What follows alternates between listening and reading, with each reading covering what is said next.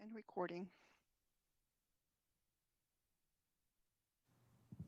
Myrna, are you on there?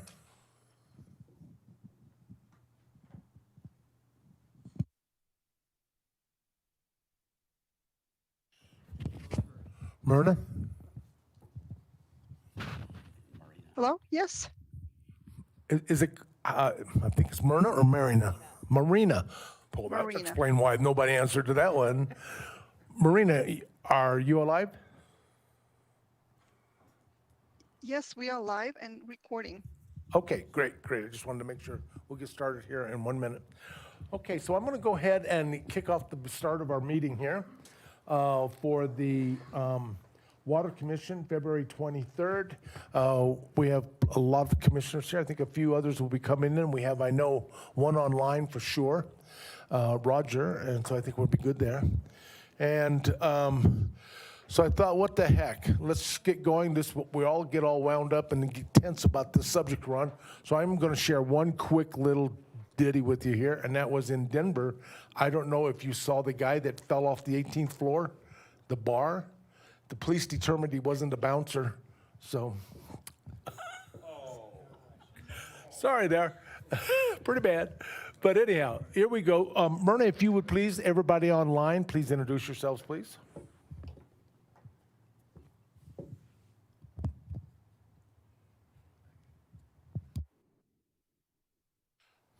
Marina, do we have anybody online? Yeah, Jim Morris is online today. Great. Roger, you there? It's Roger Hudson. Yep, I'm right here. Roger Hudson. Okay. Anybody else? So let's do roll call around the room. Let's start, Trish. Bernhardt, present. Sean Tonner, present. Evan Ela, present. Clark Hammelman, present. Gilbert, present. Don Langley, present. James Eklund, present.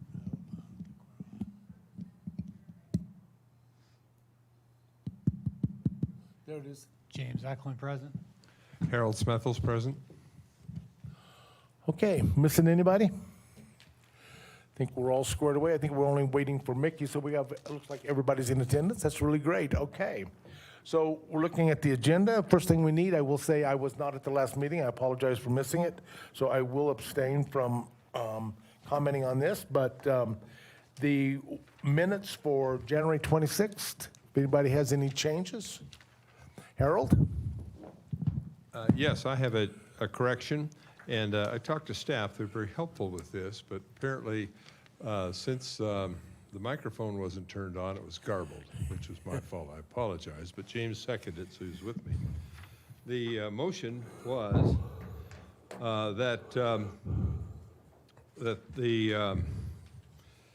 we had not release the, let's see, the motion was, here it is, I apologize, that I'd like the minutes to read, defer initiation of focus group activities until receipt of updates reflecting today's feedback and approval of a plan by the Water Commission before going up for public comment. So we would see a final draft before it goes out. And that's what we talked about. We thought we might have some of that feedback for February, but that's not happening. It's not here. So I would amend the minutes to read, if everyone's memory is like mine, to defer initiation of focus group activities until receipt of updates reflecting today's feedback and approval of a plan by the Water Commission to be open for public discussion.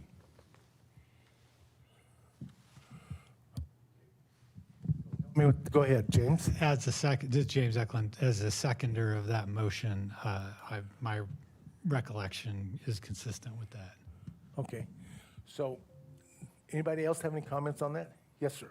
Just a question, and that is maybe a legal question, and that is, do we have the authority to make that determination, or is that a motion that requires this activity not to take place, or is it a recommendation to the board that this activity not take place? I don't know what our authority is.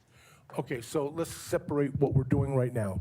First off, this is just the minutes, and he's saying there was a correction to his minutes. That the minutes, the question that he asked, or the motion that was made, was different than the motion that he says is showing up in the minutes. Okay, that's number one. Number two, it is a topic we're going to have to discuss today, and that is public input. So we're going to have that discussion today at one point or another. So right now, what we're actually talking about is a correction of the minutes. And I'm not being here, I have no way to know one way or the other, and I didn't. Go ahead. I think my question still applies to the minutes because the minutes show a motion that we made Correct. for them to defer action.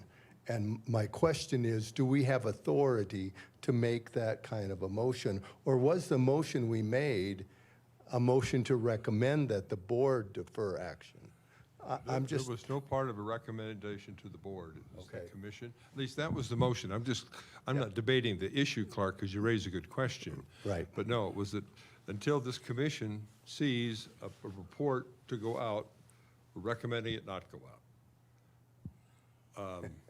That's basically it. Now, the board can override us and say, no, it's our report. We'll do when we want to do it. But they've got to give us that direction to the board. Well, since we've opened this can of worms, and here we are, I guess it's time to pick this up and just pick it up as part of this discussion. So, I was not here, and it sounds like we even have another commissioner that is kind of, wait a minute, what was this motion? And if you're saying the motion that's on the minutes is incorrect, then we're going to have a discussion to get this corrected as to make sure that the rest of the commission's on board as to what we're going to do in this particular area. I will just sound this off.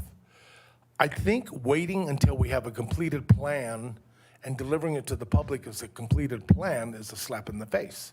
Because I really do think that it doesn't give them the impression that we're listening.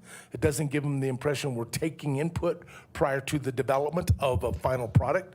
It doesn't take in that we're going to incorporate anything that they have to give us. And I really have a concern that if we go down that road and say, no, we're going to wait until we get all the data and make a recommendation to the board before the public's had an opportunity to input, then why have it? You might as well just do it no, at the public hearing with the commissioners. Jack, you Yes, were sir. at the meeting.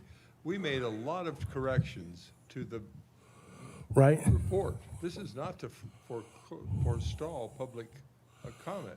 It's that we're confident that we have a completed report before it goes out, that's all. Because at the last meeting, we spent a lot Okay. of time going through the different sections, correcting different items, and there was some serious problems with the accuracy on the tables that were there. Right? So this was only that we get the motion was simply that we get enough material that we think it's ready to go out for public opinion, not that it's a final report. Okay, So so, it was never that this is a final report, just that it was correct enough to go out for public opinion, that's all.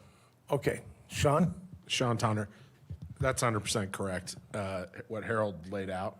I think it's allowing the commission to see all the additions or changes or edits before we send it out to the public, because actually the inverse, Okay. if we send it out to the public and it's inaccurate or it's not what the commission wants, then we're wasting a lot of time of the public's to comment on a document that's not accurate. Okay, So it was only just to get the document in a clean, happy place from the Okay. commission to then take out to the public. Okay, so it's not Not a- not the- presupposing anything that the public will add to it. so it's not the final No, document? no, It's just a version that appears to be much cleaner and comfortable with, and then to go out to the public and say, now it's time to get public input? Is that what you're saying from that standpoint? Correct. Okay. I do think we still have to talk about this topic of public input because we're getting down the road a ways and we still haven't had any. And I just don't want to find us in a position that people think that this is just being railroaded. I mean, I really don't want to get down to that point. Clark, does that answer your question? no, I guess my question's a little bit different, and that is whether we have the authority to direct the activity that our consultant undertakes, or whether we are recommending to the board that they direct that action. I'm just confused as to what our authority here is, and I guess that's the legal question. Okay, I Whether get it. we have authority to even make a motion like that, or whether our authority, the motion, or whether the motion should read that we recommend that the board do not go out until, I'm just confused as to what our level of authority here is. Okay, so let's And step so back. when we're making a motion, is it a recommendation, or is it a fact that we're directing the consultant not to do that?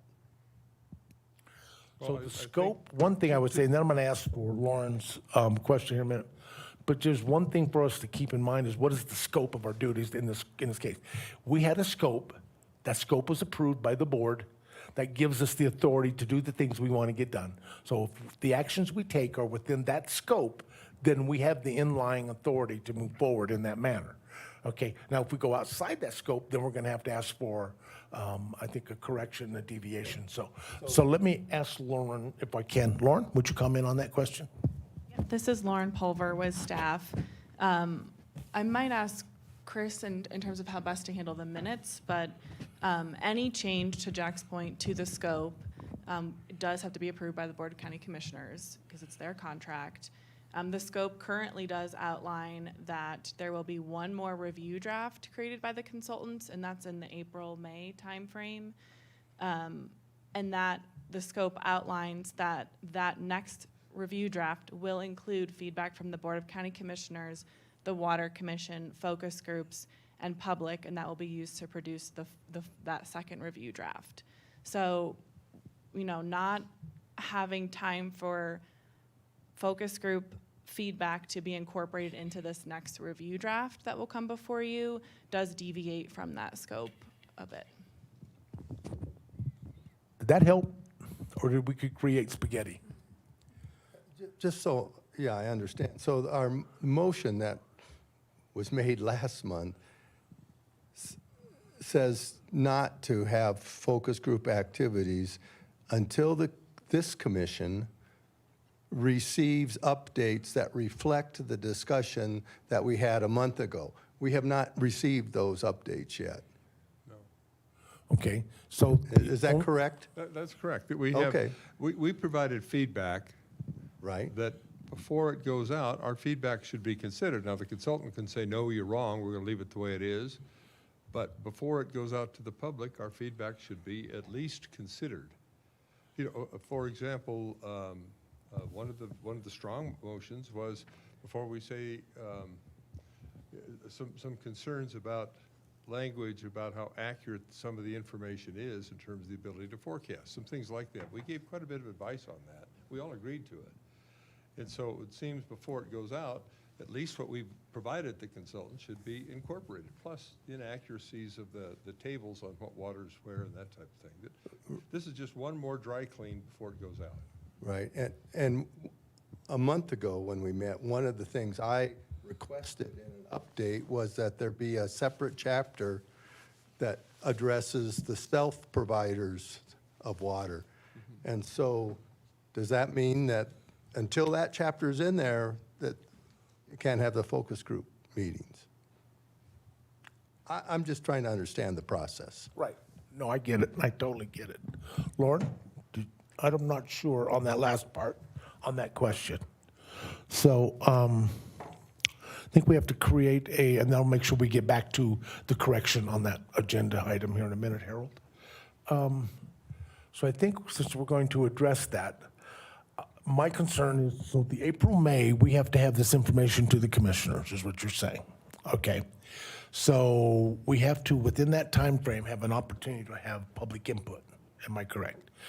The concern the commission had, if I'm correct, is that some of the data did not seem to match up or be current or something or whatever, at least to that level. And there were some recommendations of changes that should be made, I'm assuming. Okay, like you said, I wasn't here, I apologize. Do we know if those changes have been made, incorporated yet, sir? Not yet. And they're working on that, I'm assuming? Okay, and about when that might appear? It'd probably be in the April timeframe, and so we're working toward that. But we, in the meantime, would like to have some focus group meetings, initial focus group meetings. We might have to have more than one with those focus groups, but that's where we're working right now, is toward a revised draft. Okay. So the question becomes, where do we run into the conflict on timing if we have enough information? So I think what we can do, if we can, after we get today's data, can we take this up at the end of the meeting? Are we good with that? So I'll ask for an agenda change to have that item added here in a minute. Okay, so then we'll go from there. So let's step back then to where we started this conversation. And there was a motion to edit the minutes according to Harold's verbiage of what he said the question was. That motion then, I know James concluded that it was what Harold said, and so did Sean. So what we're going to need is real quick at this point, I think it's smart to do that, would be to get an approval of the minutes with the technical changes that Harold has submitted. So all those in favor of changing the minutes to reflect the issues that Harold brought up, please say aye. All those opposed, please say Aye. nay. Any opposed? Okay, so it does pass. As I said, I would abstain from that. And then we are definitely going to have to pick this up at the end. So before we go to the next part, because the next part is the comment section, I would like to actually, which we normally don't, but we do have the prerogative to do it, is change the agenda to add to the end of this agenda prior to, and we'll add it at the member discussion level to further discuss public input timeframe. So, can I get a motion to do that, please? Second. Okay, all those in favor, please say, oh, any input on that question, I'm sorry. All those in favor, please say aye. Aye. Opposed, nay? Aye. Nay, nope. Okay, any abstentions? Okay, I think we're going to do, if you could please add that to, make sure we don't miss having that discussion, because I'll forget between now and then. So anyhow, so with that in mind, let's move on into the next item on our agenda, which is the referral items for possible consideration. And those then items, as you know, this is a no comment area. We're not going to go through the group, but if you've got something to share with the board that you've identified, we really need to do that. So rather than take these separately, we'd like to take them as one whole item. And Tricia, would you please bring forth the first item? Sure. Tricia Bernhardt. In regards to the Jam Ranch rezone, that's the one I want to discuss. It is my understanding, the way I read that they are planning to create a new water district using groundwater for this development of 35 homes on 87 acres. I'm opposed to creating another water district when in fact this land is adjacent to Castle Pines. Seems to me if they want to develop this, they should be finding a way to reinvigorate with Castle Pines and tap into their system. Seems like the wrong thing to allow developments on groundwater and creating new districts in this county. Great, thank you. Any other input? Will staff please make a note that I think it's a valid comment. I would echo the same thing.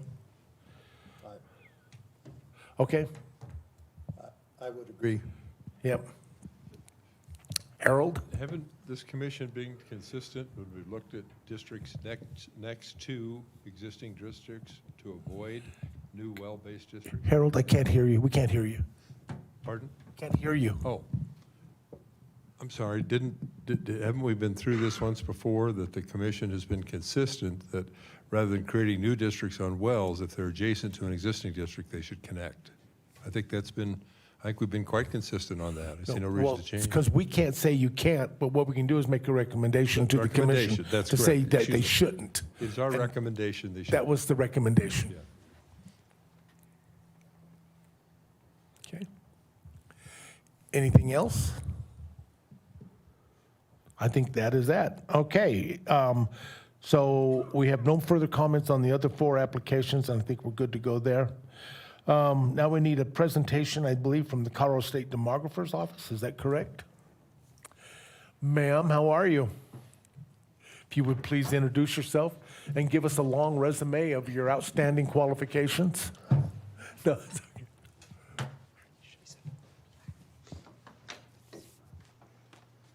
Good afternoon. My name is Nancy Gideon, and I'm with the Colorado State Demography Office. But as I know you, Commissioner Hilbert referred to, I have 14 years' experience at Douglas County government, and I have been in this room before many times, and I am so pleased to be back. This is my first time in 6 years that I've been here. But I want to say that I learned so much from Douglas County, both on land use, on water use, but also demographics. So today, I will be discussing the population forecast that the State Demography Office has for Douglas County. And I can just start off by saying all projections are wrong. Because if I really knew exactly how many people there would be in the county at any given time, I would be using those skills to gamble and to run the stock market and things like that. But we come up with the best possible information based on past trends, current trends, and what we think is going to happen. So, overall, in the state of Colorado, we know that we are still growing, but just much more slowly than we have in the past. And a lot of this has to do with some very simple things, like there are fewer babies being born, and there are more deaths, which is totally natural because we are aging. So that is resulting in slower population growth. Still positive, just slower. Net migration, though, people moving in minus those moving out, has historically been the larger component of change in the state. And that has driven Colorado's growth over the past decades.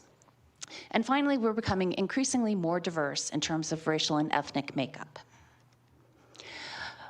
Colorado fits into the state, and the state fits into the nation, and the nation fits into the globe. We're looking at human trends in a way. And one thing we do look at is fertility rates. One thing we know, though, is that throughout the entire planet, fertility rates are dropping. On this map of the globe, those countries shaded in purple have lower than replacement rate, while those in shades of blue have higher. You've probably heard news reports about China, South Korea, some European countries, where they have more deaths than births. And currently, the United States is in that category as well. So this is having large changes in the overall composition by age of the global population. And mostly we see this in the 65 and over population. This chart is going from 1995 to 2095, a 100-year period, where we expect to see large increases in the older adult population, the 65 and over, while the child population, people ages 0 to 19 years old, will be relatively steady and slightly declining. That leaves the population 20 to 64, which is typically considered the prime working age population, to be plateauing and then slightly declining. So when we look at the total age structure of planet Earth, we are definitely seeing some changes. And those changes are anticipated for the United States as well, where we have an increasing share of the population 65 and over, a plateauing or slightly declining child population, and the prime working age, 20 to 64 years old, still growing somewhat, but plateauing as well. So for Colorado, how do we compare to the United States as a whole? Well, in general, we have been growing faster than the United States as a whole.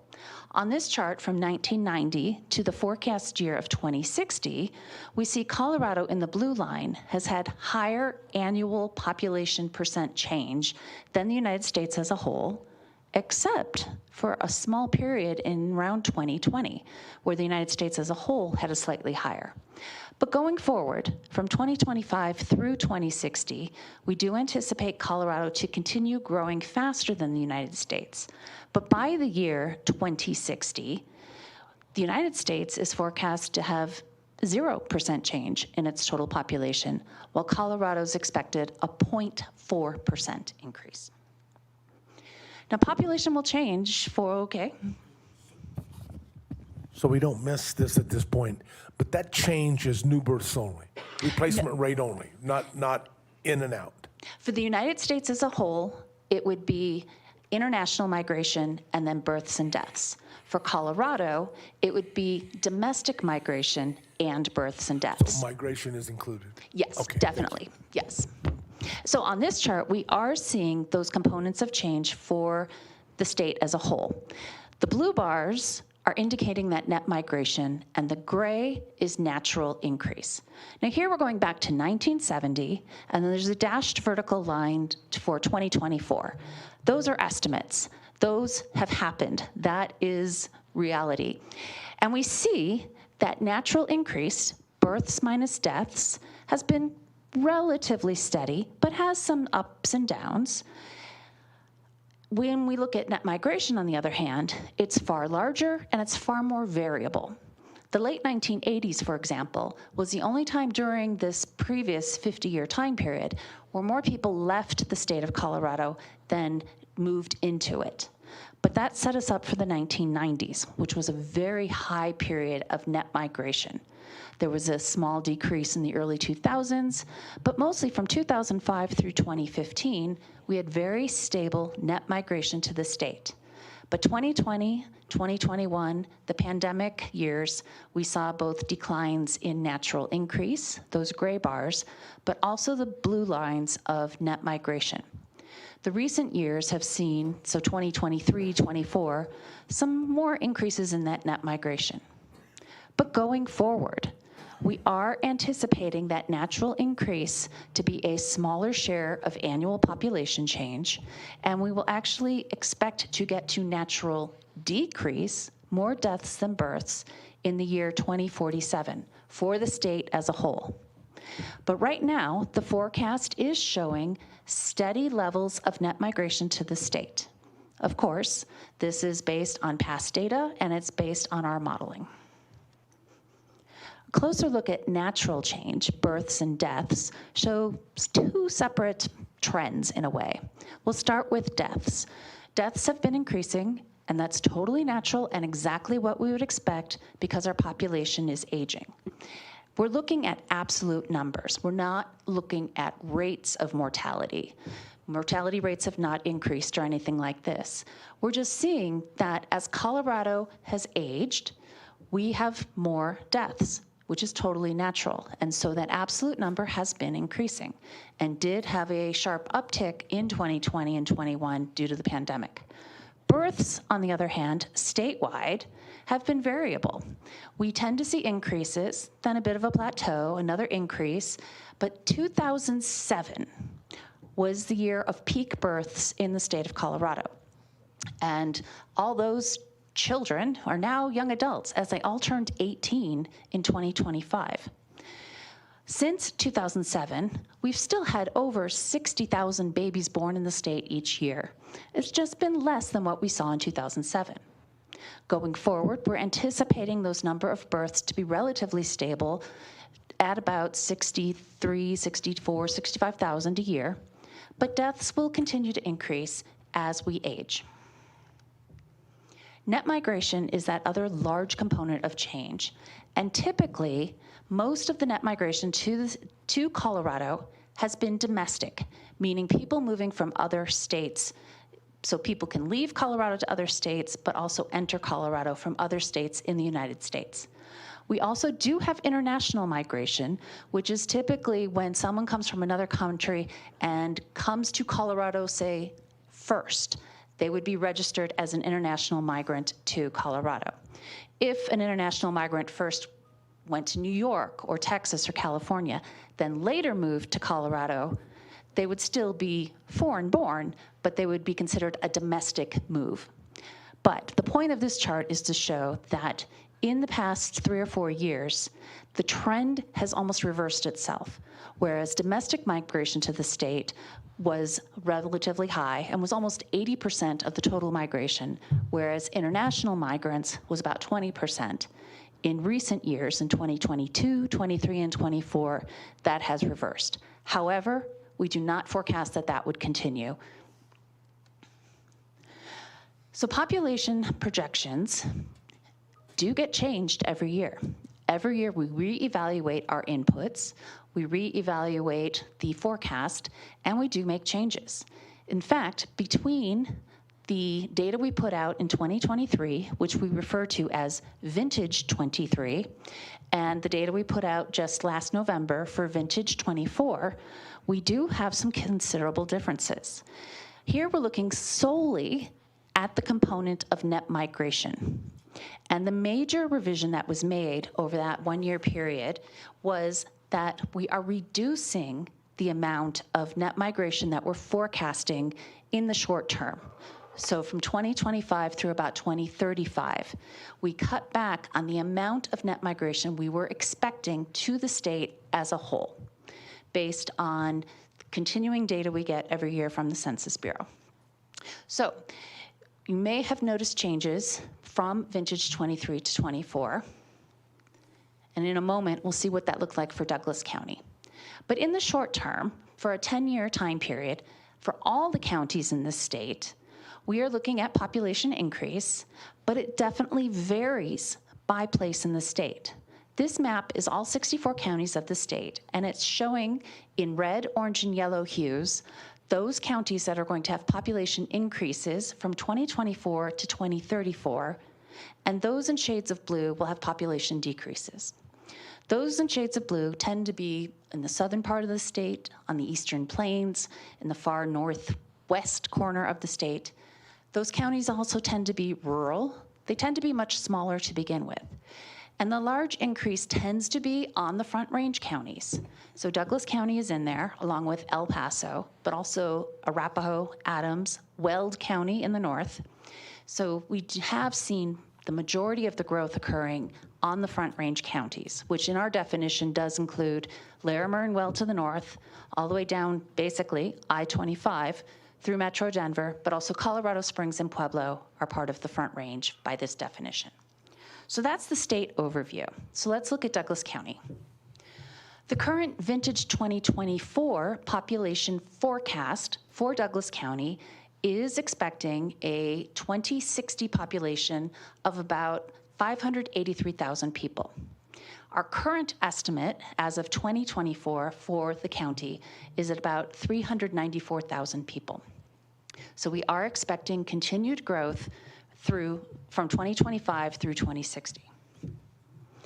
But I mentioned that there was a big revision in the forecasts between what we put out for 2023 and what we put out for 2024. And in the majority of the counties in the state, that revision resulted in a decrease. However, for Douglas County, it resulted in an increase.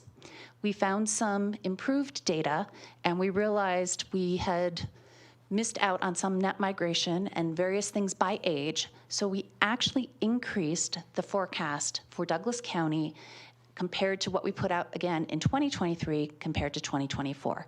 And this chart is showing that difference. So we do make, as I mentioned, revisions every single year. And statewide, when we look at the projections we put out every year for the state of Colorado, every year we have actually lowered the total forecasted population for the state as a whole.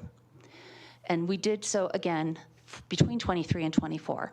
However, because every county is different and we are looking at different inputs for every county, we did notice that we recalculated and Douglas County's population forecast was raised slightly compared to what we published in 2023. Our forecast methodology is sort of a top-down way to do this. So when we're looking at how we are coming up with a population estimate for Douglas County, we are looking at very big picture things. We start actually with an economic forecast. This is how the State Demography Office has been doing population forecasts, the future looking, for all the counties in the state and the state as a whole for several decades. We actually start with an economic forecast. We look at the number of jobs that would be forecasted to be in the state in 2030, 2040, 2050, so on. Then we look at how many people we have. We put in the births and deaths and the net migration, but we look at age. We look at labor force participation rate by age. And we come up with, well, how many workers could there possibly be in Colorado in a given year, future year, compared to how many jobs we expect there to be in the state? And if those match up, then we would just expect births and deaths to continue. If they don't match up, if we have more jobs than people to fill those jobs, it's in those years that we would expect more net migration to the state. If we have more people than jobs, then perhaps we would expect out-migration, people leaving the state to find work elsewhere.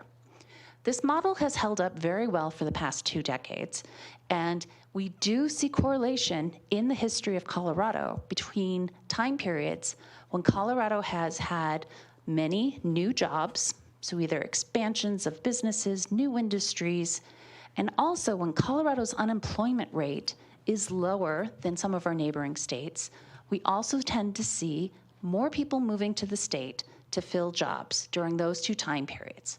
Again, this pattern has held up quite well for us over the past few decades, where when there's strong economic opportunity in the state of Colorado, we attract people from other places, both domestically, so from other states in the country, but also sometimes internationally. You may have noticed I did not say anything about zoning, land use, anything like that. And that is how we do our numbers. Knowing, though, that many local jurisdictions may do their own forecasts and may have their own data on land use. What is sort of perhaps the carrying capacity of the land? How many housing units could we possibly build? That's a different way than how we do it. But we welcome both. We think both are necessary for coming up with valuable, future-looking plans for a place. So let's look further into Douglas County. When it comes to this annual rate of change, like the past, we do expect Douglas County to consider growing faster than the state as a whole. By the year 2060, we expect Douglas County to be growing at 0.5%, which is slightly higher than the statewide of 0.4%. When we look at these components of change, the births and deaths and the net migration, we do see that Douglas County in the past, around the 1990s, saw large amounts of net migration. And from having worked of Castle Rock and Parker, so there was a lot of housing being built, and there was a lot of net migration. Now, when we talk about domestic migration at the county level, this is not only people moving from other states directly to Douglas County, but it can also be people moving from Arapahoe County to Douglas County, or the Western Slope, or other parts of the state, other parts of Metro Denver to Douglas County. So these in-migrants that we saw in the 1990s, that was very high, is a combination of some international, some from other states, but probably a large portion were other Coloradans moving to Douglas County. Going forward, well, actually, let's talk about the most recent past. Douglas County has, for the past 3 or 4 years, continued to be one of the faster growing counties in the state. That given the pandemic and the decrease in births we saw, the increase in deaths, and the slowdown in migration that we saw in 2020 and 21 and 22, Douglas County continued to be one of the fastest growing counties in the state. Typically, Weld County up north is also one of those faster growing. And so we do not see a slowdown in net migration in these most recent years, from 2020 to 2025. However, the gray bars, that natural increase, births minus deaths, we see a peak in natural increase around the early 2000s, perhaps 2007, but it has been lowering. Still positive, still more babies being born than people passing away, and there's still population change in Douglas County due to natural increase. It's just been slowing, a little bit less every year. And the one thing, again, from my time here in Douglas County, is that I know that the share of the population that's 65 and over has also been rapidly increasing in Douglas County. And Douglas County's age distribution has shifted dramatically as we have had more older adults. But going forward, we are still expecting net migration, be it domestic, be it from other parts of the state of Colorado, to Douglas County to be the biggest driver of population growth. We have fertility rates for all the different counties in the state. And currently, Douglas County's fertility rate is still a bit higher than I was going to say the nation, but higher than Colorado as a whole. Douglas County is in the blue line, and Colorado as a whole is in the gray line. Fertility trends, though, have been changing dramatically, both nationwide, but especially in Colorado. And since the early 2000s, we have seen a rather dramatic decrease in fertility rates. And here we're not talking about just the absolute numbers of babies being born, but the rate of fertility, so how many babies per couple. And we are statewide, but also in Douglas County, well below replacement rate of 2. Now, when we're talking about water, I have also often had the question of, does age make a difference when we're looking at water use or water consumption? Because in many of our presentations, we emphasize the importance of knowing a community's age distribution. Knowing how many children you have, how many older adults, how many working age people is very important for understanding many characteristics of a community. But I've often wondered, does it matter when it comes to water? That's a question for another time, but we have included information on age. This is, in particular, looking at net migration by age. We can actually tell of those people moving in and out what age they are. The blue line on this chart is for the state of Colorado. And to orient ourselves to the chart, across the bottom, we have age groups. So we have babies on the left, 0 to 4-year-olds, and 75 to 79, and 80 and over on the right. So we have the whole spectrum of age. Colorado, in that blue line, typically tends to attract people who are young adults, 25 to 35 years old. So that can be from other states in the country, that can be internationally. But Colorado, historically, over the past 3 or 4 decades, attracts young adults, often working age adults. And that kind of also correlates nicely with this idea that when Colorado's economy is doing well and when we have more jobs, we are attracting people to fill those jobs who are typically between the ages of 25 and 35. Douglas County, on the other hand, attracts very different ages by population. We'll start with the big peak at about 30 to 34 and then 35 to 39. Douglas County attracts slightly older young adults, perhaps people who have gotten their first job. Maybe they've settled down and are getting married and having children, because Douglas County also attracts children.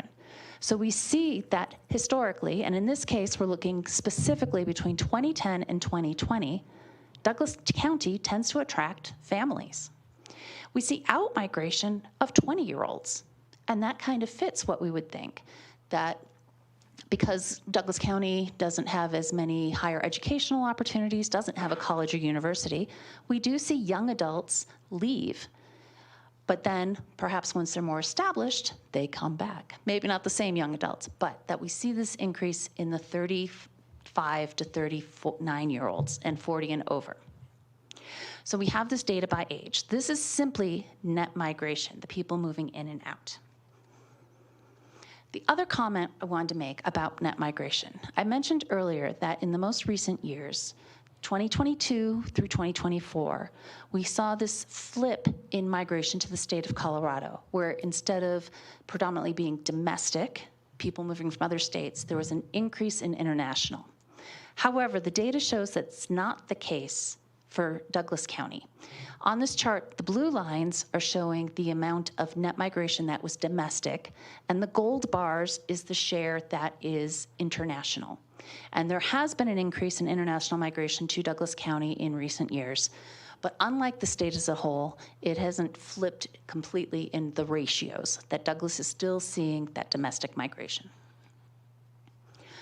So we talk a little bit more about age.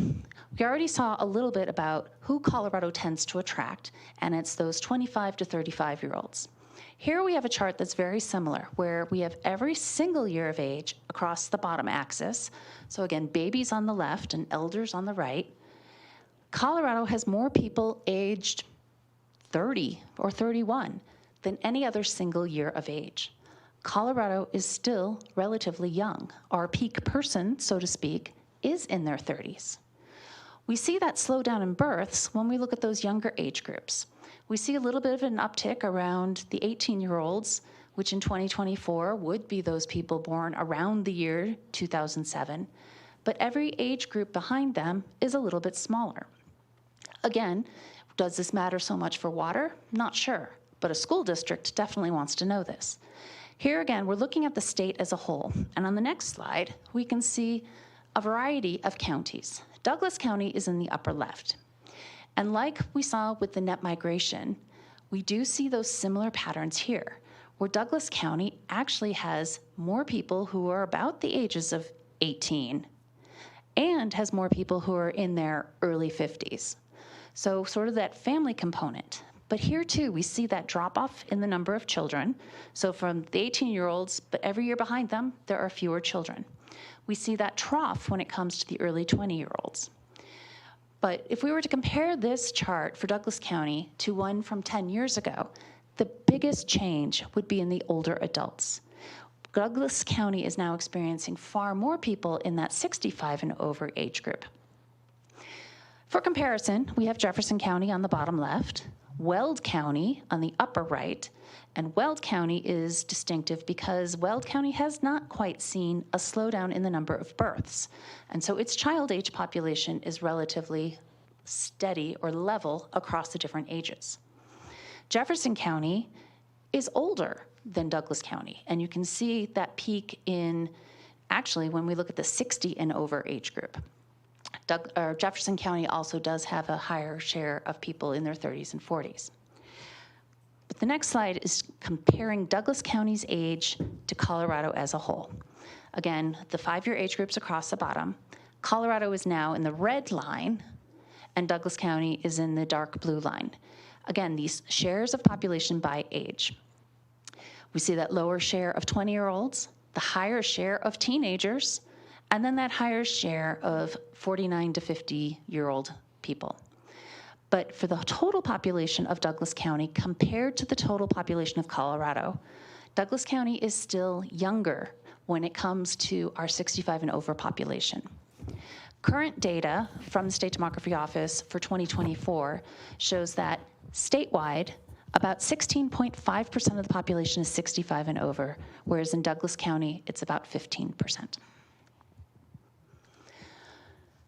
So of course, as I mentioned, every forecast is wrong to some degree, but we put together the best data we have available at the time we get it.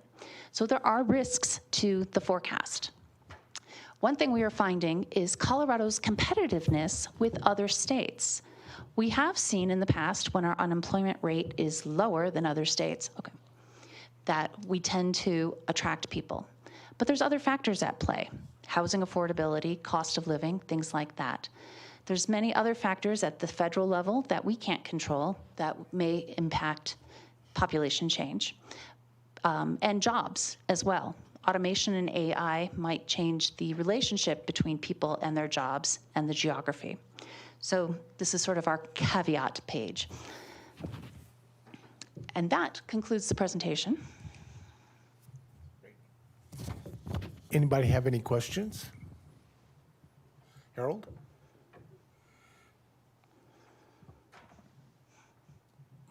Numbers right. So Douglas County, with your forecast, is looking at about, a 50% increase in residents. Compared to what they have today? Yes. Yes. So by the time, what was the end date on that? I forgot the chart. 2060. So by 2060, we will add 50% to what is here today. Based on the current forecast, yes. Thank you. I ran the quick math on that, Harold. It's about 5,000 a year, a little over, so FYI. Yeah, Jim, do you have any question, James? Maybe. Maybe. Thank you for that presentation. Very well done. We relied a lot on the information from the demographer's office when we were doing the state water plan. What you guys gave us there, and I know these are deterministic models, not probabilistic models, so there's no confidence interval. It's, if we wanted, what we used was a low, medium, and high scenario-based data set that you guys provided us. And I'm thinking that given the work we're doing here, that could be helpful. I don't know if you've got that for the county level, but if you did, that would be something that I think would be helpful for our work. Yes, that typically we have only put out one number and refrained from doing the high, medium, and low scenario, but we can talk about it and we can get more input from local communities to get a sense of what they're doing.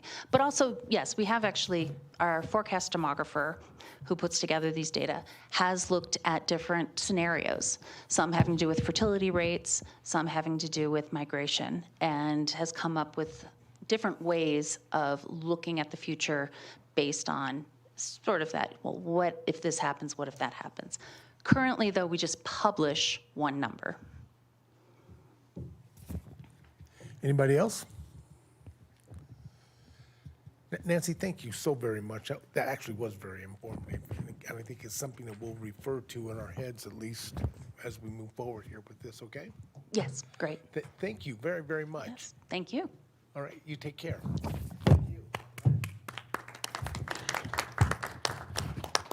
Don? Yeah, is it okay to share her data with us? That looks like she's shaking her head, yes.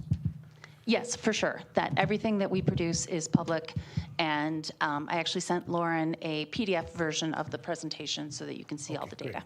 We'll just have Thank you Lauren very much. post it on the site then. All right, thank you. All right, moving on to the next item on our agenda is the draft work plan agenda. As you have seen on the website, we have an agenda from Forsgren here that I think they want to follow, which is great. So if you can, let me turn it over at this point in time. Go right ahead, sir. Hi, Will Koger with Forsgren Associates. Last time we met with you, we had a workshop where we went through 4 chapters, and thank you for your input on those chapters. Today, we have 2 more chapters to review with you. First one is Chapter 5, Projected Water Demands. And this builds nicely on what we just heard from the State Demographer's Office, because we did use their information for the projections that we've included here. And then we'll also talk about Chapter 8, which is projected demands versus supplies. So those are the 2 we're going to focus on today.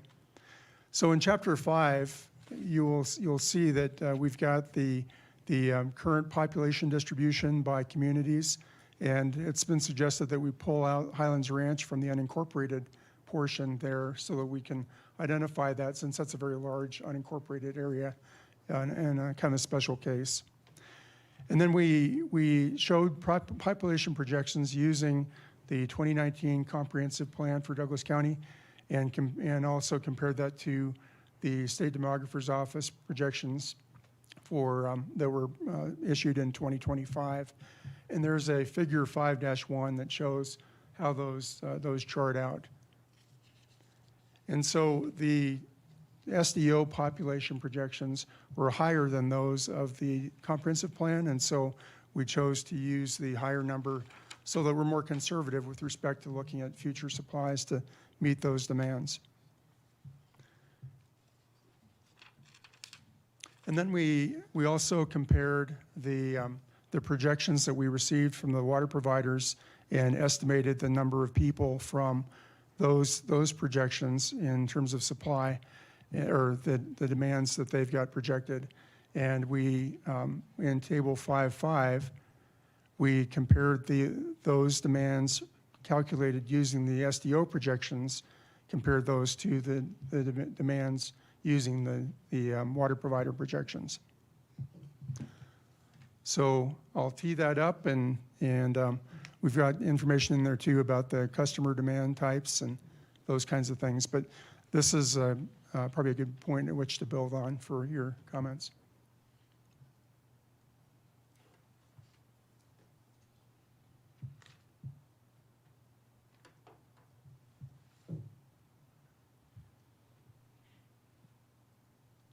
These on the slide, I'm just curious. I do not, no. Okay. Does everybody have a copy of the presentation from Forsgren?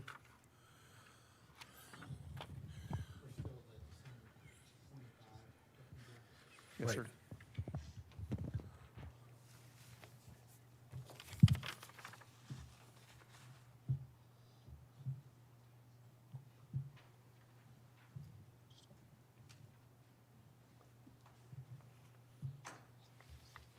Okay. So I can see that this is from the demographer's office. It's through 2060. So on the numbers on the first table, which is the 5.1 table, so I can see that that takes us through there. So that's the 394, which references then, if you take the remaining years of 35 years, then that's where I came up with, there's a way for us then to calculate what we think it's going to be for the next, as far as the population on a per annual basis is what I think we would be looking at then. Okay, so, Jack? yeah, Don? Yeah, well, page 5.2 in the original draft, you say, show where growth is expected to occur in the county, make a heat map using provider survey responses. Yes, sir. But the water providers did not provide population estimates in the surveys. Right. So the only thing you have there is the forecast demand Right. that you can aggregate. Right. So is that what you're going to try and plot in this plot, or is this Yes, sir. something? Yeah, we would be looking to use the projected demands for a heat map. So that'd be a change in the demands? That will be, it'll be using the demands that we got from the water provider surveys Yeah. and then doing a heat map for that. And that hasn't been included yet, but we'll add that to this chapter. So this was a working draft, but we wanted to describe the things that are still gaps in here. Okay. All right, thank you.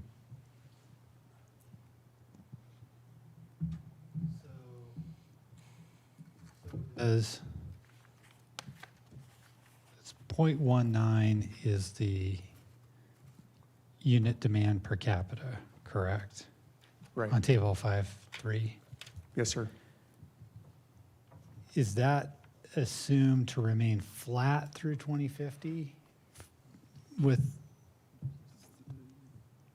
in this demand summary, or, because we've got, obviously big moves are being made inside the county, is a water provider that we're in right now. Castle Rock has very robust, probably the cutting edge, if not the bleeding edge, of water conservation techniques Right. deployed. And that would suggest that that number could decrease over time as those became more adopted throughout the county. So I'm just, that was my question, is does the 0.19 maintain a static? That's a good question. So the 0.19 is consistent for the application for using the state demographer's office projections. But then with the water provider surveys, which we also compare to, we would imagine that the conservation savings that each water provider is going to be projecting in their demands would be incorporated in their demand projections. And so for that, that's another means of comparison here. And so when you look at table 5.5, you see they're really very close in the two methods. The third column is using it, figuring the demand based on the projections from the state demographer's office. And the last column shows from using water demands from the providers.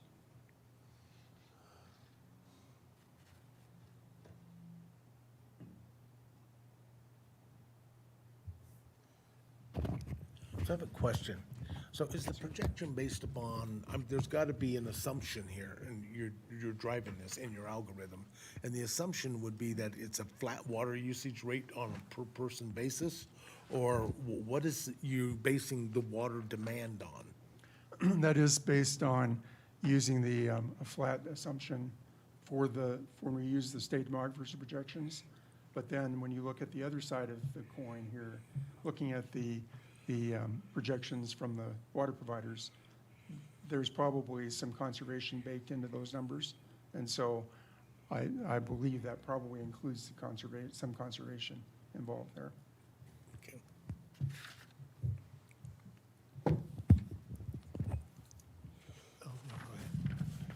Just a So question on. everything I see, most of it anyway, that I can tell, I'm just, maybe you can help us get through this, but is based upon water providers.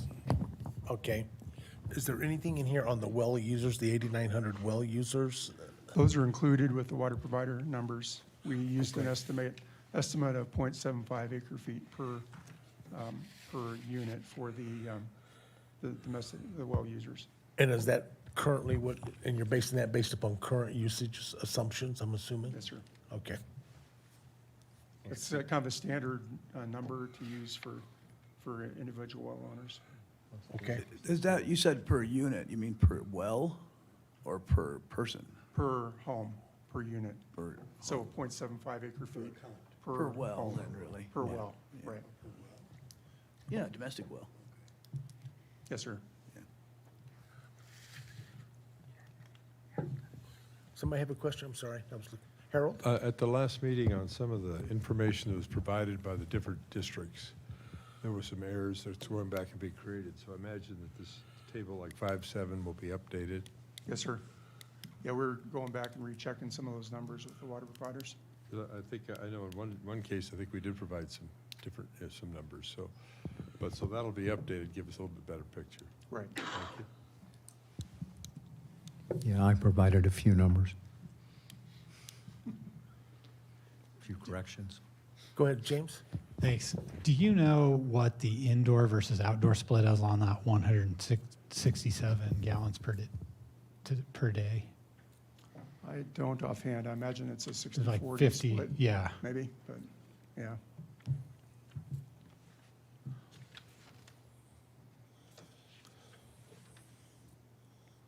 Okay, are you guys ready to go to the next chapter, chapter 8 then?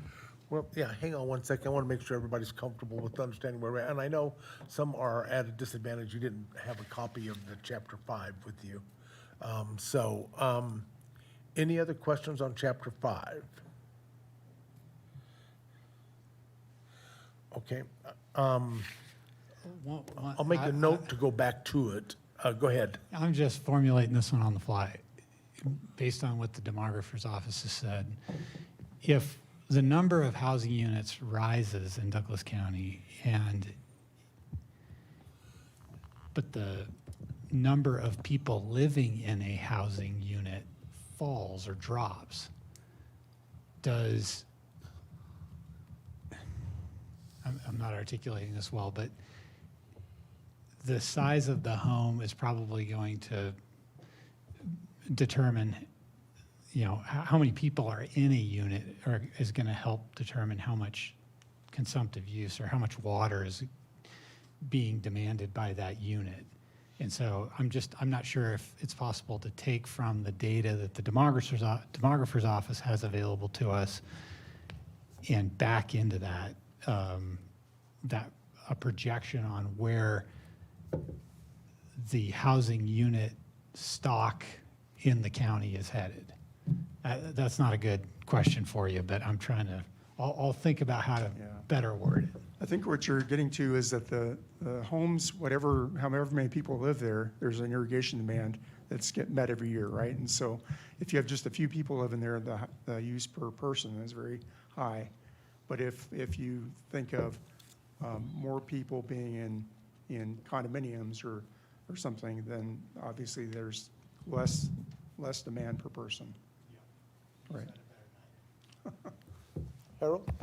It just seems to me, I look at this 0.19, that seems very aggressive. I mean, we can't see if we get below about 1.3 in a home, just for toilets, that kind of thing. So that doesn't leave you much on the outside. I just wonder, are we comfortable with that number? You're saying 0.13 well, 0.19 is the per capita number, so it's not for the whole home I see. per capita. Okay. Yeah, but And Don? is it possible, if you're going to recast some of this, to get the indoor and outdoor numbers? Yes, sir, we'll factor that in as well, Thank you. so. Don? Note of that. yeah, I'm kind of struggling with the calculations too. I mean, the 0.19 per capita, I would say per person, Correct. right? So if I had two people in a house, that'd be 0.38 for a house. Right. But yet we're seeing SFE, acre feet per SFEs, which includes a house, irrigation, and children in that same range. So this number feels high, I guess I would say. And then I don't understand the calculation to come to the 167 GPCD, what that's reflecting. Okay. I mean, that does what sound you high. see around the water providers is in the 120s, Right. right? Some are that low, some are not that low. So there's So a, some are this is higher. kind of an average for the county, the 167. It varies though. There's quite a variation between Does that include domestic wells? that. I think it I does, believe it does, yeah, because that's a big number. right. That factors it on the higher side. Okay. So your calculation is for the entire county? Yes, sir. Based on demand as provided by the water providers plus the well owners divided by the population? Right. From the demographer's office, and that's the number you come up with? Yeah. Okay, thank you. James? Oh, sorry, go, I'll yield. Evan? James. Yeah, this is Evan Ela. So I guess my question is, would it make sense, following up on that conversation, to take out the rural well numbers? Because it seems like most of the growth is not going to be in the rural well category. Right. Although I don't know that we've seen any data on the growth in rural wells development using individual domestic wells or not, but. Yeah. Yeah, that's a good point. We assumed the same amount of growth in the rural well users as for the county as a whole, as a percentage each year, Oh, I so. see. But we Not don't sure. have any check on that, whether it's compares favorably with what's happened in the last 20 years, for example, or, Right. okay. Is there a way to check that or to compare that historical data? I can't think of a good way right off the bat, but we'll consider that further. I mean, well permits, number of well permits, Right, I guess, is something you could dig out pretty easy. right. I don't know, just a suggestion, because I think Don's right. I think the 167 per capita is a pretty large gallon per capita number for today's world. It is. Last one, Jack, I promise. Oh, James, On go this ahead. chapter. So if chapter 5, this goes to the question I had for the demographer's office. If we can get, low, medium, and high, that's a lot better than just one static projection or number. On demand, we've got people on domestic wells that do use a certain amount of water. We've got people here in Castle Rock who are using far less. And I think our water plan, if it's going to do something more than just be an atlas, is going to need to be able to say, here's what the county looks like if everybody were to adopt what Castle Rock's doing. And here's what happens if we just keep going kind of where we're going, which is kind of modest conservation. Or, I guess you could put in you take all conservation measures away and everybody's just kind of left to do whatever they want to do. But having that, those different scenarios would make a lot of sense to me anyway. So this is Evan Ela. So I agree. Following on that, I mean, if you, in the water provider summaries, in some of the providers, you did have a use factor per capita or per tap or something. I think it was a per tap number. And it seems like you could look at least the 4 major water providers or the top 10 or something and see which one has the lowest, which I think it might be Castle Rock, but whatever, compare those. And then make a projection on that. That would be getting at James's idea as a low end, and then maybe one of the higher ones as a high end. It might be a way to just narratively talk about some of these options.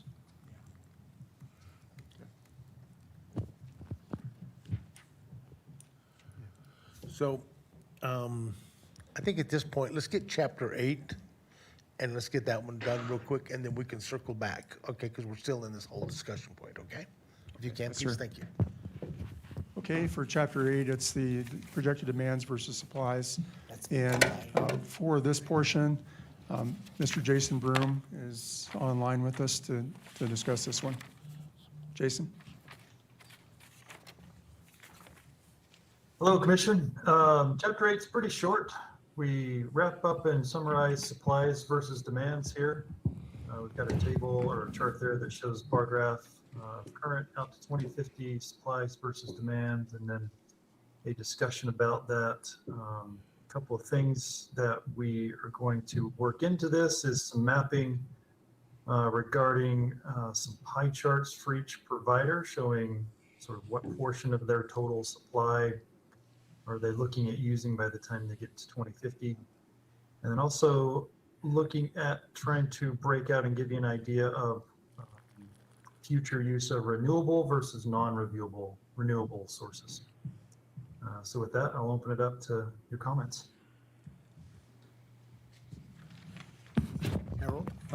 Thank you for relaying that. I think just looking at the pages we have here, unless we break out as we go forward, the amount of these future plans are going to be renewable, non-renewable, reuse.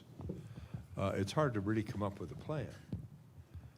So I would hope when you go through that on your pie charts, you'll break it out so we can get summary data as a county. How much of our future are we anticipating renewable sources, non-renewable sources, and reuse sources? That may come into some very serious policy decisions. I'm not ready to make them now because I haven't seen the data. I don't know what it says. But then I think we can extrapolate things if so much of that is non-renewable. How many wells do will need to be drilled, for example, and that type of thing. You can start to extrapolate some important data from that to give a perspective on a plan. So when we see this again, I'd like to see that broken out in summary data. Is there any questions on that, sir? Does that make sense? Is that doable? Okay. We're going to try to do that. Jason, you're just talking about that. Okay. Tricia? Tricia Bernhardt. I felt like this chapter was just really weak. We need a lot more analysis here. They're different to the fact that, these are based on paper water rights. That really needs to come out. We need to talk about the difference between physical supply of water and paper water rights.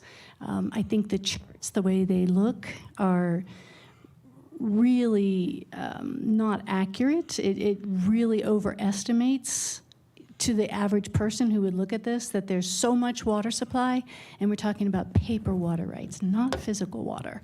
So that really needs to come out in this chapter and be discussed more thoroughly, not just a paragraph. I want to come back to that question 1 minute.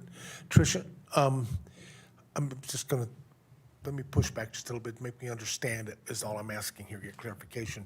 So your concern, my concern about what you're saying is paper versus renewable or paper versus usable water? Paper versus what's actually physically available. So for instance, if you get a jurisdictional determination on your property that you have 100 acre-feet per year in all 4 aquifer formations, that's one thing to have that jurisdictional right or paper right. That does not mean that water is there, that groundwater is physically there or able to be retrieved at an economical situation. So, Excuse me for this for a minute, just because it could be my naivety on understanding how this works, but a lot of paper water that people have is based upon trying to meet their allocation requirements based upon the state. In other words, if you use it here and I have paper water there and I let you drop it in up there, I've met my ability then to offset those water usages up there. So the point being that paper water, that type of paper water is never going to get us to here. And I don't understand how, I'm being really honest, I'm just trying, I'm understand in my brain here how that is going to tell us where to go with this. I mean, I get what's the water we have, what's the water we use, but when we get to paper water, that's often used to offset requirements to overcome water that you put out and didn't put back in. Now, because it's just sitting somewhere else. And here's the analogy why I say that. Now, if they don't have that paper water, then more water would leave here to offset that amount. But it doesn't leave. It's here and it's being used here. So I'm trying to understand. These are What's the complicated concern? issues, and we're also talking about two different things. We're talking about surface water and groundwater, and those are different types of water rights Okay. and types of water exchanges. I was primarily referring to groundwater and the paper water rights of groundwater. But surface water is a whole different issue. Okay, If you got want it. to talk about that too. So if it's groundwater and it's paper water on groundwater, are we talking like, I'm trying to understand what your definition of paper water is here, I'm sorry. But just because, like, I'm just going to use my own example. If I have 35 acres of land in Douglas County, and I have paper water rights to, say, 10 acre feet of water underneath my 35 acres, it doesn't really matter that I say I have 10 acre feet of water if that water is not there. If I can put a well in, I might be on the western edge of the aquifer system. I put a well in and I get nothing from the Dawson. I get nothing from the Denver. Maybe I hit the Arapahoe. Anyway, those water rights are not real physical water. Okay, but then that takes me back to the state's water saying that everybody has a 100-year supply based upon whatever test you've done under there. They're just and that's guessing. paper They're just water. guessing. That doesn't mean there's a 100 years 100-year is paper supply. water. That doesn't mean there's a 100-year supply. That's just an estimate to Right. use. Yeah, Same thing with paper water, it's just an estimate. right. So we So have I'm these trying to see what estimates that it look applies. really high. That does not mean that much water is there. I'm going to let somebody else try to explain this. Sorry, it's just not, I'm just trying to help us thinking here. Yeah, I guess taking it up a notch to a service provider. Let's use, not to beat up on them, but Right. Castle Pines North. Castle Pines North has a lot of paper water. Right? Their wells are not producing like they did even 5 years ago. But if we look at the paper, looks like Castle Pines North is okay. But if you go up there, their wells aren't producing. So that, I think that's where we're telling the citizenry that, hey, we got all this water, when in reality is you turn the spigot and no water's coming out. But on paper, you got water. Okay, It really kind of gets to the point of what's economically producible, and so there are areas where there appears to be more water than there that can be economically produced. But then from Chapter 7, when we reviewed that last time, you may remember that there's the deeper aquifers, at which it's estimated from our modeling that there's actually more water than would be allocated by the state numbers. So there's a balance there that we have to try to get to with this plan. but if it's paper water, it's your water and it is accessible. But, okay, so their wells aren't pumping, and so how is? Paper water. Right, well, what I'm trying to get to is, how do they then do a will serve on paper water when there's no water? This is one of the things we'd like to know. Okay. Mr. Chairman, I call your attention to 8.2, the second bullet. My compliments to our consultant. They said, the supply values represented are based on water rights or allowed usage volume and source paper water versus physical. If the physical water proves to be less than the paper water, less than water will be available and safety factors will be reduced. We're seeing our safety factors come down. And so it is incumbent on us, I come back to my first comment, how much is renewable water, which is one risk factor, the other reuse water, which is a much lower risk factor, and then how much is new drilled water. And the question that Don and I and others have been asking, what is the what do you call it, the proven reserves of that water we really can get at. Now, and the sample that you're working on was a pretty small sample in the steepest part of the aquifer. When we get out east and west, we don't really know what's out there. And so I think understanding our risk factors of how much of this growth are we going to be covering with new wells, we start to look where they are, et cetera, we can start to get some risk factors. Because the thing we know for sure is that our margin is declining. We know that. Now, where's it declining from and what are the risks of those? I think that's something that we should be looking at. I think the other thing I'd like to see, you know, you make the comment that the factors are declining. What is an appropriate factor? Is there any standards on that? I have no, that's AWWA kind of stuff. But are there standards for what is an appropriate risk factor of coverage? I think that would be helpful. Jack? Okay, so one of the things, I'm just trying to lead us, move, guys, I'm not being a pain in the butt here, so I'm not trying to be, probably am being one, but let's just say we take this and it's a special district. Special district has paper water, okay? What can the county do about that? The commissioners have no authority over special districts, none. Special district says I can serve and I will serve and I'll serve it based on paper water. Based on the water I'm having here shows me I have this much water and I will serve you because I have it. So what regulation can we put in place to force a special district to not use paper water? Jack, Tricia Bernhardt, Jack, this is part of the problem of having so many districts in this county. We have allowed all these districts to be created, and if one of them fails, what do you do? And we've seen that example a few times, and Castle Rock has come to the rescue of taking care of a district that couldn't take care of themselves. Right. What your question is, what can the county do? I mean, ultimately, it does reflect on the county.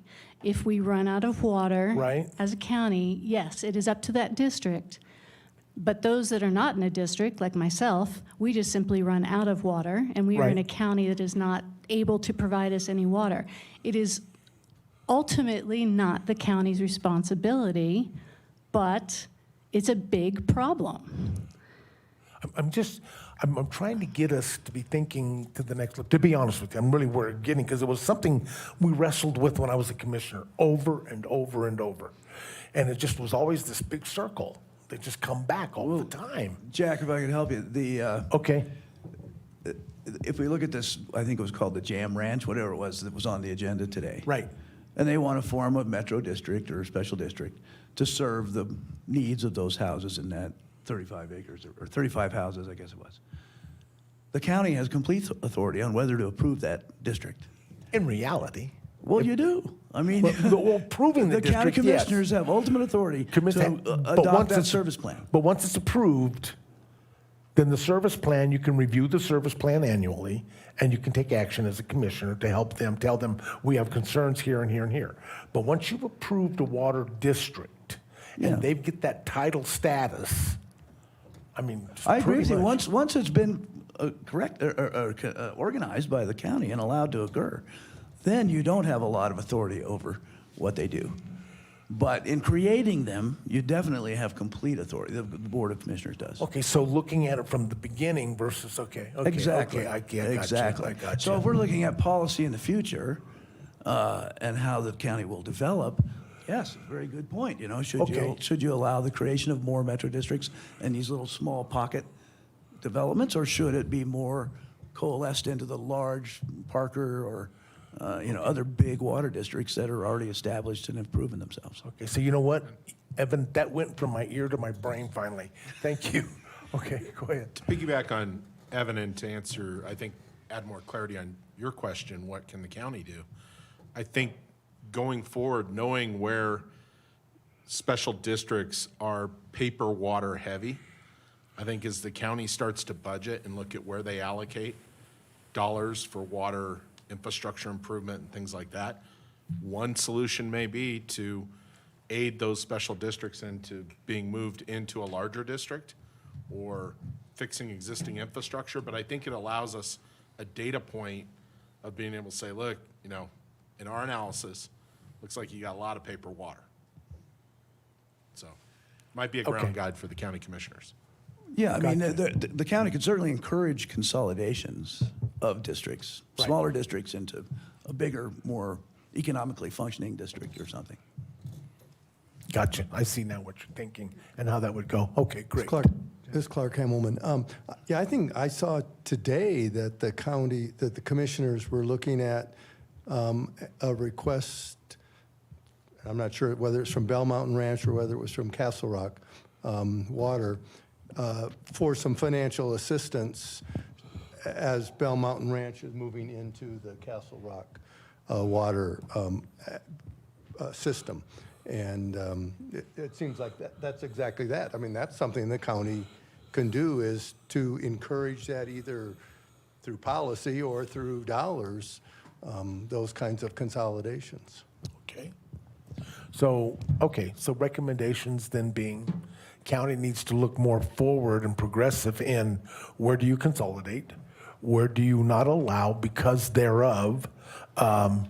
Telling that we're looking for less paper water, but more valued water. So, okay. I'm saying this conversation to me is valuable. This is great. Okay. Because now we're getting into the gist of why we want to ask for some information that we're driving through. Because sometimes to me, I'm looking at, so why would you want to know that information? The real question is the so what? And so you're getting there now. Thank you. Another comment on the 8.1 graph, and that's just, and I think it's been said, that's just way too basic.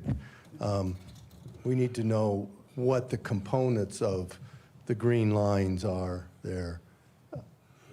I wanted to make this comment a while ago. The water providers do not provide a split between renewable and groundwater supplies for the future water projections. That is not in the data, right? It's in the data for current, the current supply, but the projections going out do not break it down into future, into renewable and groundwater or whatever the sources are. So we don't know what that is. But I think as Harold pointed out, depending upon what the components of that green line is, the risks are different with the ability to control some of the different components. All well and good, but we don't have that data. That's Saying that should be there. didn't ask for. Okay, I'm going to apologize because it looks like we're banging up on 3 minutes according to my clock. 5, so we may have to ask the board's permission. Can we go over tonight, or is planning commission? We're up against the planning commission, guys, so I'm going to apologize. And I'm going to apologize to you, sir. So it's going to push us into an area here. My concern right now, I'm going to tell you honestly, where we're running up against is our contract for the amount of time they're putting in on things, and we're driving. And we keep delaying things, and pretty soon I think we're going to see a change order request if we're not careful, just as an FYI, which I don't think is probably going to happen. We just have to see if it does or doesn't. But, so because we can't get into the other questions, I definitely think we need to have, I just wonder how this board feels about having an extra meeting next month. Fine. Are we good for an extra meeting next month? Okay, let me talk to staff and see what we do about same time, same location, all that kind of stuff, and to just, because we're not going to be able to push through and get to a point, because the real issue we got to think about is we do need to get to public input sooner than later, guys. I'm just telling you, my history on the public, I'm just telling you, it's, the last thing you want to be is accused of not allowing them to participate or letting them participate when you've already done your decision. It ain't going to work. So I would say that we need to concentrate on that and be ready to have that discussion too. Sir, were you done? Do you have anything else you want to close with? Just one thing to mention is now we've gotten through 6 chapters, roughly. There's still more to come, and so we still have some more workshop ahead of us. And I think it makes sense to, once we've gotten all those comments, then we do a revised draft at that point, and then layer in the information from focus groups as we can. But it seems like with all this input, we want to make sure that the entire plan is knit together and consistent throughout before we issue it to the public. Okay, and I would just ask that we think about water districts, because we don't have control over them, but you made good points going forward.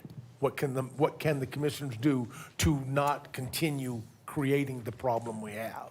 So, Harold, did you have another question? I saw your hand. Just that I really think it is important before, we don't want to cut the focus groups out of public comment, but there's been so much that's been brought in advice from the commission. That's why we're here, that we should have one more look at what goes out to make sure that we can agree or disagree, but at least we understand that the input's in. And Okay. that I am moves us thinking, from based being on a our focus scope, group our to a scope committee. says called out the fact that we're supposed to have public input wrapped up and everything by April. Well, understand, So but- what we need to do, I think, is that, that's why I said 2 meetings next month. And then so we can double down and we can probably get us to a point where I think we can get to those public hearings quicker. Okay? Sorry, that's the bad thing about being chair. You have other task masters, so, okay. Any other questions? Thank you, guys, and thank you for indulging me, but I really like the conversation, the thought process. I appreciate it. We are adjourned.